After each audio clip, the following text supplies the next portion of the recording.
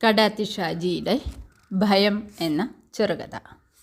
കഥ ഭയം. മകൾ തീർത്തു പറഞ്ഞു, ഡോക്ടറാകാനുള്ള ബുദ്ധിയും ബോധമൊന്നുമില്ല. ഒരു ക്ലാർക്കോ LP സ്കൂൾ ടീച്ചറോ അത്രയേ ഞാൻ ശ്രമിച്ചാൽ നടക്കൂ. അച്ഛൻ്റെ മോഹം നടക്കാൻ പോണില്ല. നടക്കും, അതെൻ്റെ വാശിയാണ്. മോള് മനസ്സിരുത്തി പഠിച്ചാൽ അഡ്മിഷൻ കിട്ടും. അയാൾ മകൾക്ക് മുന്നിൽ ജീവിതം വായിച്ചു. കഷ്ടപ്പാടും ദുരിതവും നിറഞ്ഞ അച്ഛന് ഒരു ലാസ്റ്റ് ഗ്രേഡ് ജീവനക്കാരനാകാനേ കഴിഞ്ഞുള്ളൂ. മോള് അതിനു മുകളിൽ, ഒത്തിരി മുകളിൽ വളരണം. അത് അച്ഛനു വേണ്ടിയോ മോൾക്കു വേണ്ടിയോ അല്ല. പിന്നെ? മകൾ ശിരസ്സുയർത്തി ആകാംക്ഷയോടെ തിരക്കി. നിന്റെ മക്കൾക്കു വേണ്ടിയാണ്.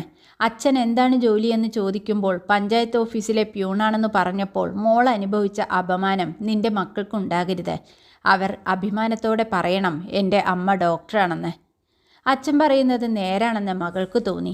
അവൾ എൻട്രൻസ് പരിശീലന ക്ലാസ്സിൽ ചേർന്നു. PFൽ നിന്നും അയാൾ പണം കണ്ടെത്തി. മാസങ്ങൾ കടന്നകന്നു. മകൾ നന്നായി പഠിക്കുന്നുണ്ട്. എത്ര പഠിച്ചാലും എൻട്രൻസ് പരീക്ഷയിൽ ജയിക്കണമെന്നോ അഡ്മിഷൻ കിട്ടണമെന്നോ നിർബന്ധമില്ല. മെറിറ്റിൽ അഡ്മിഷൻ കിട്ടാതെ വന്നാൽ ലക്ഷങ്ങൾ കൊടുക്കേണ്ടി വരും. അതിന് മാർഗമുണ്ടോ? ഇല്ലേൽ PFൽ നിന്ന് എടുത്തത് വെള്ളത്തിൽ. ഒപ്പം പണിയെടുക്കുന്ന മറ്റൊരു പ്യൂൺ പറഞ്ഞപ്പോൾ അയാൾ ഒന്ന് ഞെട്ടി. ഭയത്തിൻ്റെ കനത്ത കാറ്റ് അയാളിലേക്ക് വീശിയടിച്ചു. കടാത്തി ഷാജിയുടെ ഭയം എന്ന കഥ ഇവിടെ അവസാനിക്കുന്നു. നന്ദി.